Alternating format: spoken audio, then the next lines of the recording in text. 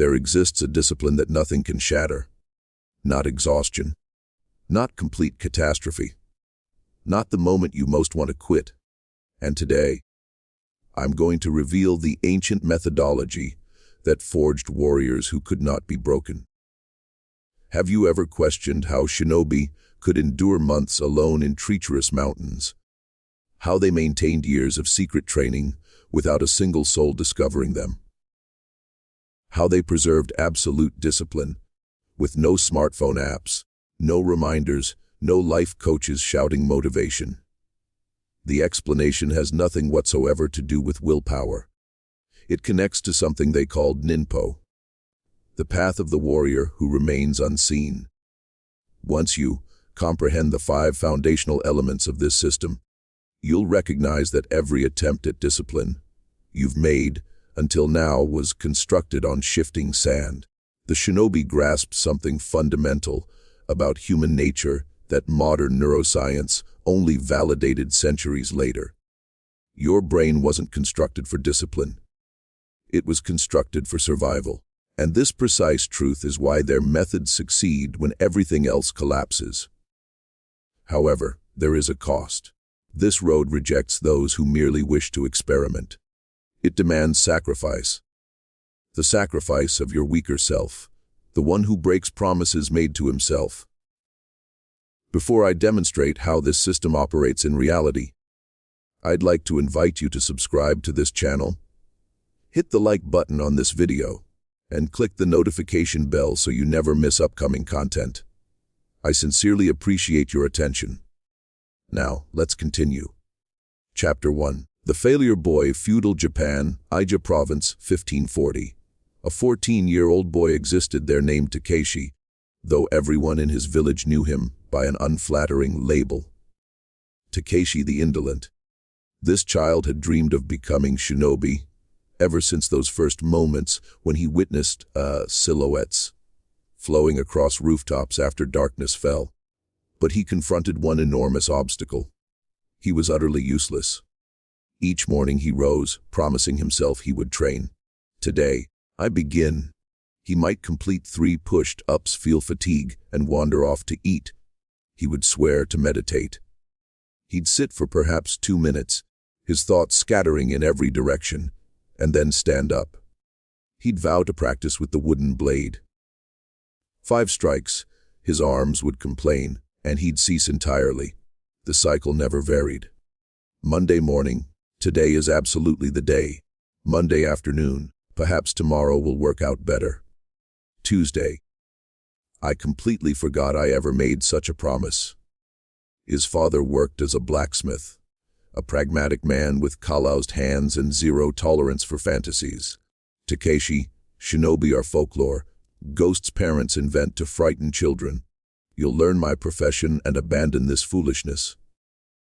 Takeshi's father knew Shinobi existed. He also knew about the clandestine school hidden in the mountains. He even knew its precise location. Yet he never disclosed this to his son, always pretending disbelief because he lacked faith in Takeshi and wanted these ridiculous notions purged from his head. But Takeshi couldn't let go. Every night his gaze drifted toward those peaks where the secret school supposedly stood. Every dawn he woke thinking, what if I genuinely commit this time? And every afternoon he surrendered once more, until the moment everything shifted, though not in any manner he'd anticipated. Takeshi trudged back from the forest, following another day of training, 20 minutes of playing with sticks, when he noticed a figure standing motionless in the path. An unremarkable man, simple clothing, nothing distinctive except those eyes. Those eyes appeared to pierce straight through him. You wish to become Shinobi? It wasn't inquiry, it was declaration. Takeshi felt his blood freeze.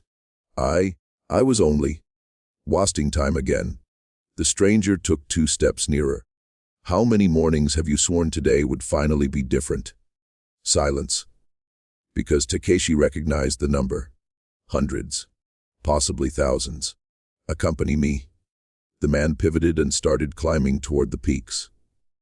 If you can maintain my pace, I'll reveal the school's location. If you cannot, return home and accept your future as a blacksmith." Takeshi raised his eyes toward the mountain. 3 hours of brutal ascent. He'd never sustained any activity for 3 continuous hours in his entire existence. Yet something about this instant felt different. Perhaps it was the merciless honesty in that stranger's voice. Perhaps it was recognizing this might represent his sole opportunity. Or perhaps it was simply being finished with weakness. "I'll go." The opening 20 minutes remained bearable. At 40, his legs began burning. 1 hour into the climb, his mind started shrieking the identical worn-out justifications. "This is insane. You're not built for this. Try again tomorrow." But the man pressed forward without glancing back, without decelerating, without uttering a word. 2 hours later, Takeshi crawled, hands and knees scraping earth, tears streaming, his entire being begging him to quit. And in that instant, he grasped something that would transform everything. The pain was irrelevant. The exhaustion was irrelevant. What mattered was the choice he'd made back at that trailhead. He'd declared he would proceed, and warriors honor their word. Takeshi forced himself upright and continued moving. 3 hours and 15 minutes afterward, Takeshi reached the summit. He collapsed to his knees, vomited, and lost consciousness. When awareness returned, he lay inside a temple. Dark wooden walls, incense hanging in the air, perfect stillness. The man sat before him. "You've completed Ninpo's initial lesson without realizing it. Welcome to the Koga School." Chapter 2. The Death of the Weak Self. Takeshi awoke before dawn to a bell's resonance. Not some gentle alarm, a bronze bell whose vibration seemed to penetrate his very skull. He looked around. 15 other young men already stood, wearing matching dark garments, gazes fixed forward. The master, the same mountain man, occupied the center of the hall. In Ninpo, attempts do not exist. Only 2 states exist: you are, or you are not. From this moment forward, you are students. Students rise when the bell sounds. No negotiation. Takeshi peered toward the window. Still dark outside. But sensei, what time? The master silenced him with a look that could liquefy steel. Questions become thoughts. Thoughts create hesitation. Hesitation produces death. The bell rings. You rise. End of discussion. The opening week was pure torture. The bell rang early. Meditation in absolute stillness for 1 hour. Brutal physical conditioning for 2 hours. Strategy study for another 2. Stealth technique practice until darkness fell. Sleep. Repeat. Takeshi wanted to surrender every single day. But here lay the distinction: he couldn't. Because in Ninpo, when you cross that threshold, you make no commitment to yourself alone. You swear an oath before witnesses. On the first day, each student had to stand before the entire community and proclaim, "I am a student of the ninja way. My word constitutes my life. Should I violate my word, I am nothing." The entire community witnessed this. 15 other students heard these words. The teacher recorded it in a ledger. In that moment, identity transformed. Do you grasp what occurred there? Takeshi didn't promise to attempt anything. He declared his very being. And when your identity shifts publicly, your primitive brain interprets failure as social annihilation. Our ancestors who lost tribal trust perished. They faced expulsion. Survival alone proved impossible. Your brain still operates exactly this way. When you declare something publicly, or even privately, and then fail, some ancient region of your brain interprets this as a survival threat. Shinobi understood this centuries before neuroscience existed. I'm not claiming they comprehended it scientifically, but they certainly grasped it philosophically. Their philosophy was simple: never fracture your oath. On the 3rd morning, Takeshi awakened with his body destroyed. Every muscle screamed in protest. His mind immediately began its familiar refrain. You're injured. You require rest. One day won't change anything. He glanced around. Every other student already stood. Nobody complained. Nobody negotiated. And most critically, if he remained down, it wouldn't be merely his private knowledge of failure. Everyone would witness it. The shame of shattering that oath before the entire community proved infinitely more powerful than any physical pain. He rose. Fifth night, during the evening meal, one student whispered, "I can't sustain this. This intensity will destroy us." The master overheard. He stood. "Collect your belongings. You're expelled." The boy's face went white. "But I did nothing. I merely commented." "You have shown doubt. Doubt is venom. In Ninpo, thoughts constitute actions. You have acted against your oath. Depart." The student left. He never returned. And from that day forward, nobody at the school ever complained again, because everyone now understood the oath wasn't decorative. It formed the foundation supporting everything. Yet Takeshi soon discovered the oath only resolved half his struggle, because even with social pressure, even with expulsion fear, he still fought an internal war daily. It was then that the master revealed Ninpo's second pillar, the principle of unchanging rhythm. Chapter 3. The rhythm that never breaks. You know that silent torture playing inside your head every morning. Should I exercise now or after breakfast? Should I rise at 5 or 6? Should I do this today or postpone until tomorrow when I'll have more energy? You imagine you're being flexible. In truth, you're exhausting mental energy on microscopic decisions that weaken you before you've even begun.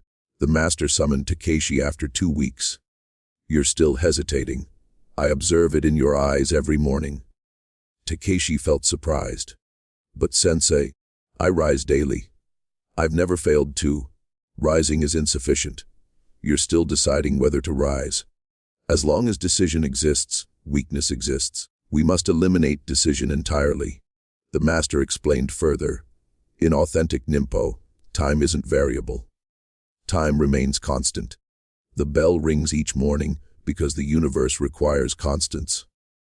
When you remove time as a variable, you remove negotiation. Your body is stupid, the master continued. But this stupid body learns patterns. If you awaken at different times daily, your body never anticipates what comes next. It fights you constantly. However, when the time stays identical every day, your body begins preparing itself before the bell even sounds. Takeshi doubted this until the 3rd week. On day 19, he stirred shortly before the bell. His body had learned to anticipate. On day 25, his eyes opened naturally 2 minutes earlier. On day 30, he was fully awake, feet on the ground, mind clear, before any sound occurred. His body had generated an internal clock, not because he possessed special qualities, but because the pattern remained absolutely unbreakable.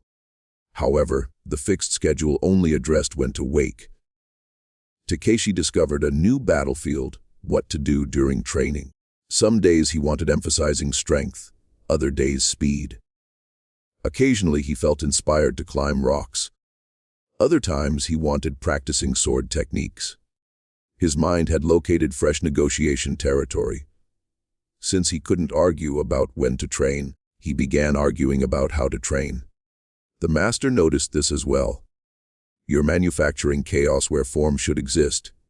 In Ninpo, we practice kata, perfect form, repeated endlessly. Then he explained something that sounded completely insane. For 100 days, you'll execute exactly the same training sequence. Identical movements, identical order, identical repetition count. No variation whatsoever. 0. Takeshi was confused. But sensei, won't I become bored? Won't my progress plateau?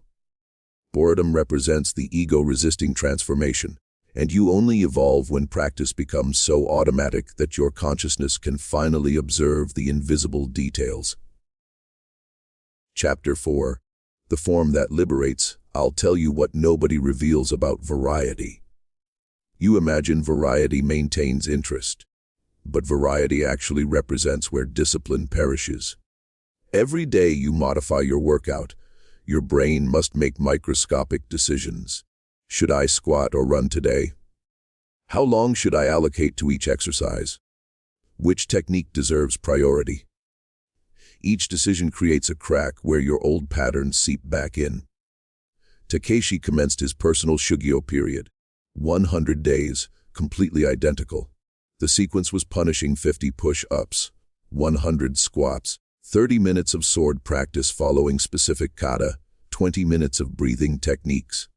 Same order, same location, same time, every single day. First week his mind screamed for novelty. This is pointless. You're human, not machinery. Vary things or you'll lose your mind. By the second week, other students began commenting. You're becoming a robot, man. Where's your creativity? Your self-expression? The master listened and simply laughed. Creativity without foundation is merely organized chaos.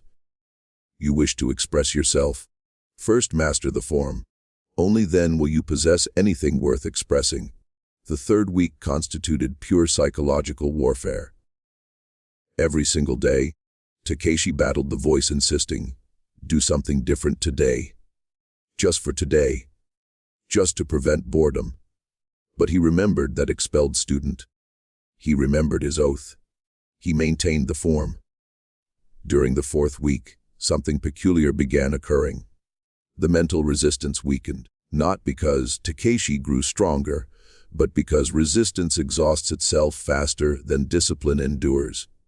His brain recognized it possessed no available options. No matter how many times it screamed for variation, the answer remained identical: no. Eventually, the brain stopped screaming altogether. Week 6 witnessed the magic manifest. Takeshi found himself mid-push-up when he realized he wasn't thinking. His body moved through the sequence autonomously, like water following its accustomed channel. This wasn't boredom. This was liberation. Liberation from the tyranny of constant decision-making. 8th week, during sword practice, he noticed for the first time a microscopic detail in his wrist movement. Something impossible to perceive if his mind had been occupied deciding which technique to practice. The master was observing. Now you understand. When form becomes automatic, consciousness can finally pay attention. A neuroscientist at Kyoto University, who has spent 18 years studying behavior automation, discovered something revolutionary. When you repeat an exact sequence of actions for approximately 6 days in consistent context, the basal ganglia assume movement control. The prefrontal cortex frees up for higher functions. The behavior becomes as automatic as breathing. On day 45, Takeshi developed fever. His body felt weak. His head throbbed heavily. Everything hurt. The temptation loomed obvious. I'll skip today. Nobody trains while sick. I'll resume tomorrow when I'm improved. This represents where everyone surrenders. Where you've surrendered previously, because you believe the all or nothing lie. If I cannot perform perfectly, I won't perform at all. If I cannot complete everything, I'll wait until I can. This logic appears sensible, but it actually operates as the silent assassin of every consistency you've ever attempted to create. Takeshi approached his master. Sensei, I'm ill. Should I rest today? The master examined him, as though he'd uttered the most absurd statement imaginable. Rest differs from quitting. If you genuinely require rest, then rest. But you're not inquiring about rest. You're requesting permission to create a gap. What's the distinction? A river never ceases flowing. During drought, it diminishes to a trickle. During storm, it swells to a torrent. But it never stops. The instant it stops, it's no longer a river, merely a depression where water used to exist. Your practice mirrors this. Then the master revealed Ninpo's third pillar, Muku, Practice without gaps. You feel weak today. Perform 10 push-ups instead of 50. Meditate 5 minutes instead of 20. But do something, because momentum exceeds perfection in value. Takeshi executed half his normal training. It felt terrible. It was imperfect. It proved completely sufficient, because he maintained momentum. He created no gap. The next day, when fever subsided, his body returned to full training, as though nothing had interrupted. Had he skipped completely, his body would have interpreted this as pattern change. It would have resisted resumption. Well, you skipped yesterday. Why not skip today as well? But because he'd never created that gap, the pattern remained intact. Day 70, massive storm. The training hall flooded. Takeshi believed he'd finally discovered legitimate excuse. He sought his master. "Sensei, where should we train today?" The master pointed toward the covered patio. "There. But it's raining," the sensei replied. "So what? Do you imagine enemies attack only during sunshine? Do you believe missions occur exclusively when conditions are comfortable?" Takeshi trained in the downpour. Soaked garments, treacherous footing, bone, penetrating cold. But he trained without interruption. Chapter 5.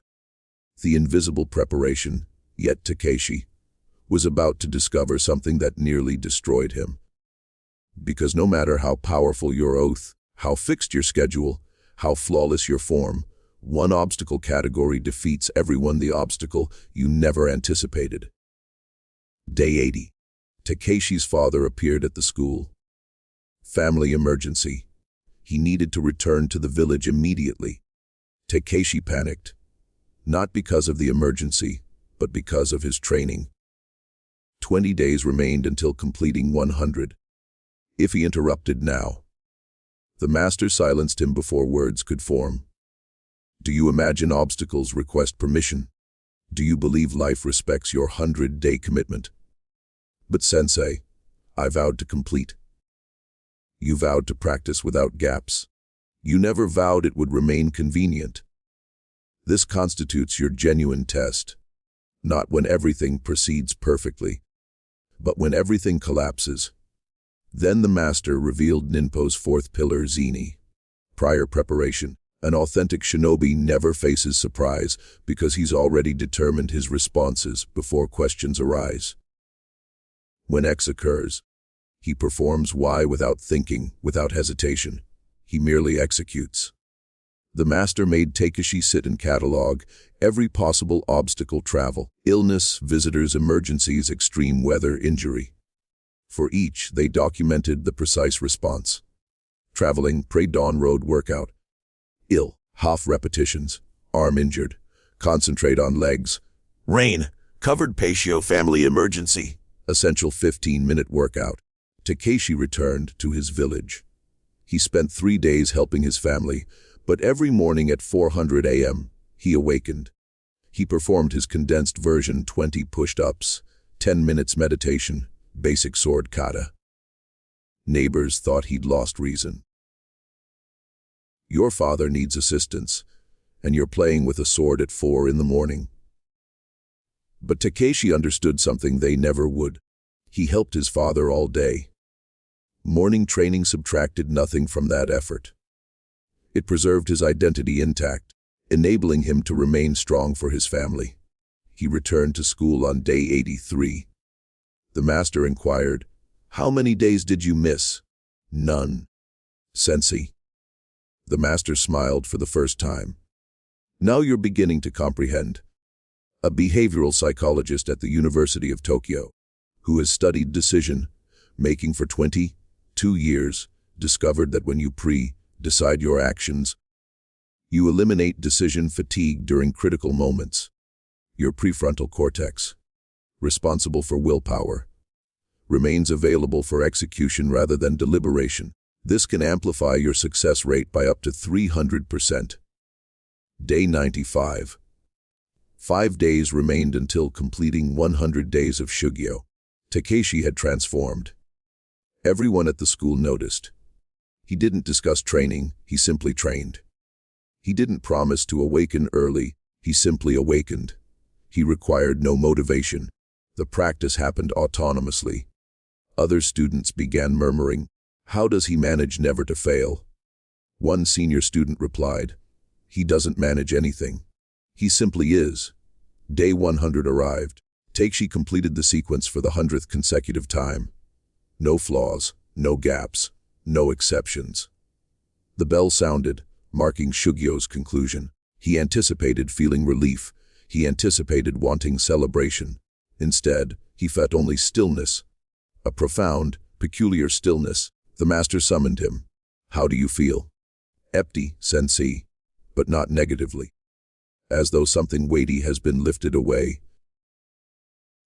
What departed was the version of you requiring decisions. Now you've attained Ninpo's 5th pillar Mushin, the mindless mind. Chapter 6. The mind that never hesitates. Mushin translates as no mind. The master explained. But this doesn't signify stupidity. It means no ego. No hesitation, no internal conflict between what you should do and what you desire doing. When a samurai attacks with his blade, you lack time to think, should I dodge or block? If you think, you perish. The response must prove automatic, instantaneous, without interfering hesitation from the ego. This represents what you constructed during those 100 days. Not merely a workout habit. You've eliminated the portion of yourself that negotiates internally. Takeshi understood completely. During the past 30 days, he'd experienced not a single thought about training. No. What if I skipped today?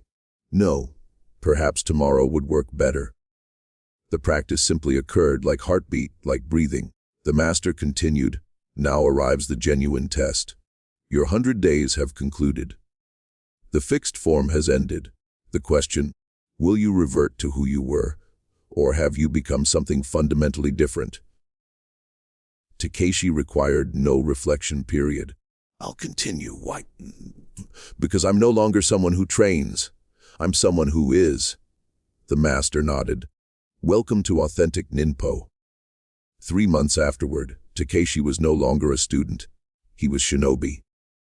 Not because he'd received certification, but because something essential in his constitution had transformed. His discipline intimidated other students. He never discussed training, never complained, never negotiated. He simply existed as the kind of person who accomplished things. One day, a new student approached. "How do you manage never to fail?" Takeshi offered the identical response his master had given him. "Failure no longer exists as an option in my mind. Not because I'm strong, but because I've eliminated the option entirely." The student seemed confused. "How does one eliminate an option?" You sacrifice the person you previously were. The person who negotiated, who hesitated. And when that person dies, what remains is solely the warrior who honored his word. Yet, Takeshi's transformation extended beyond mere training. Something far deeper had occurred. And when people began noticing, they didn't remark, "How impressive." They said, "This isn't normal." And precisely that reaction is what you need to hear. Chapter 7. The warrior who inspires fear. 6 months following Shugyo completion, Takeshi received assignment for his inaugural genuine mission, infiltrating an enemy fortress to recover documents. The mission extended 7 days. 7 days without adequate sleep, without sufficient nourishment, without comfort. Everything potentially disastrous did indeed go wrong. Yet Takeshi completed the mission. He returned with those documents. When fellow Shinobi asked how he endured, he said simply, "I performed what required performance." But deeper truth existed. Throughout those 7 days, not once did Takeshi think, "I cannot continue," because that voice had perished long ago. In its place remained only clarity, only action. The master summoned him later. People will begin perceiving you differently. They'll label you obsessive. They'll declare you extreme, that you need balance. Do you understand why? No, sensei? Because your discipline exposes their weakness. You constitute living proof that every excuse they manufacture represents merely choice, and this makes them profoundly uncomfortable. The master spoke truth.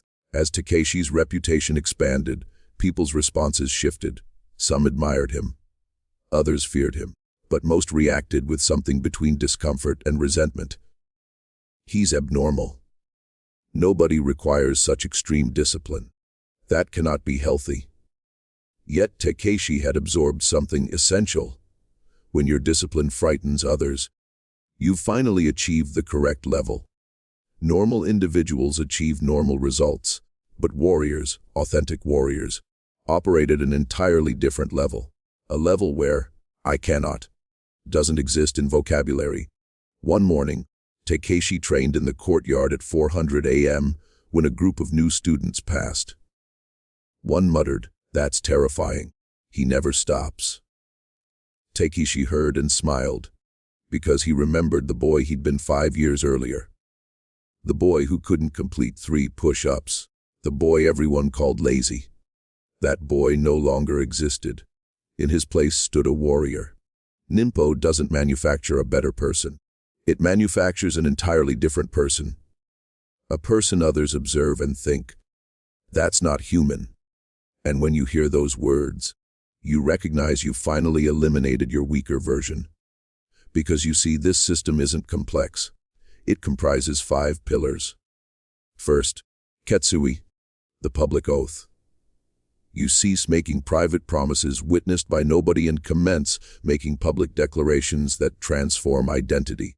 Not, "I will try," but "I am." Second, the unchanging rhythm. You select a fixed schedule and eliminate time as negotiable variable. Your body internalizes the pattern. Negotiation about win simply vanishes. Third, kata, the perfect form. You execute precisely identical actions daily for minimum 100 days. No variation. No creativity. Only repetition until practice becomes automatic. Fourth, muku, practice without gaps. You never create complete absence regardless of circumstances. Emergency, reduced version. Illness, half practice, but never zero because zero destroys momentum. Fifth, zini, prior preparation. You catalog every possible obstacle and determine your response. When X occurs, you execute Y. No thinking, no negotiating, only implementation. These 5 pillars transformed Takeshi from a boy incapable of 3 push-ups into a shinobi who accomplished impossible missions. Not through increased strength, but by eliminating the portion of himself that hesitated. And now I inquire, are you prepared for this category of transformation? Because I won't deceive you. This path offers no comfort. It offers no ease. It isn't designed for those merely seeking marginal improvement. The Ninpo system will demand sacrificing one version of yourself, the version that negotiates, that hesitates, that possesses 1,000 justifications why today isn't quite right. And in that person's place, a warrior will emerge. Someone requiring no cheap motivation, because cheap motivation serves those still deciding. A warrior doesn't fracture commitments because commitments form identity, not a task inventory. People will regard you differently. They'll label you obsessive. They'll insist you need relaxation, that you're overreacting, that this cannot be healthy. Excellent. This confirms you're following correct trajectory. Because discipline that frightens others represents the sole discipline worth possessing. Discipline generating discomfort in others constitutes the sole discipline producing extraordinary outcomes. The question isn't whether this system functions. The question is whether you possess courage for complete commitment. Don't attempt. Don't experiment. Commit. Select one habit. 1. Make your public pledge. Choose your fixed schedule. Define your perfect form. Commit to 100 days without gaps. Solve every obstacle. Then observe what transpires when you cease negotiating with yourself. Takeshi possessed nothing special. He was merely a weak boy who decided to sacrifice himself so a warrior could be born. You can accomplish exactly the same. If you've appreciated this video, I invite you subscribing to this channel and activating the notification bell for future content. Always remember, discipline only becomes problematic when insufficient exists. If you've accompanied me this far, I sincerely thank you for your attention. Until our next video.